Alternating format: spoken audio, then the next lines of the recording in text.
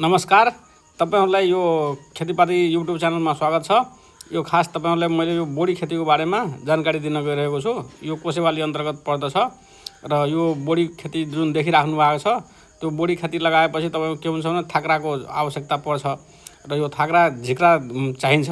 यो झिक्रा तपाईहरुले के गर्नुहुन्छ भने अब यो बाँसको अथवा कुनै लकडीको बनाउनु पर्ने हुन्छ। त्यो लकडीको अहिले त्यति मतलब खर्चको हिसाबले अलिकति बढी खर्च हुने भएकोले अहिले प्र्याक्टिसमा आएको चाहिँ यो छ। यो के हुन्छ भने थोरै बाँस गाडेर अनि त्यसपछि धागाहरू लगाएर तपाईको बोडीलाई त्यसमाथि यसो लहराहरू जाने हिसाबले बनाउनु पर्छ र यसमा के हुन्छ भने कम खर्च हुन्छ र किसानहरूलाई आम्दानी बढी हुन्छ। र खास यसमा तपाईको के हुन्छ भने गर्मीको सिजनमा खेती गर्नुभयो भने अलिकति सिँचाइ बढी गर्नुपर्छ र सिँचाइ बढी गर्नुपर्छ। रोग किराको प्रकोप अलिकति बढी हैरान हुन्छ। खासै यसमा धेरै रोग त लाग्दैन, लाहीले अलिकति हैरान गर्छ। लाही किरा नियन्त्रण गर्नुभयो भने उत्पादन राम्रो हुन्छ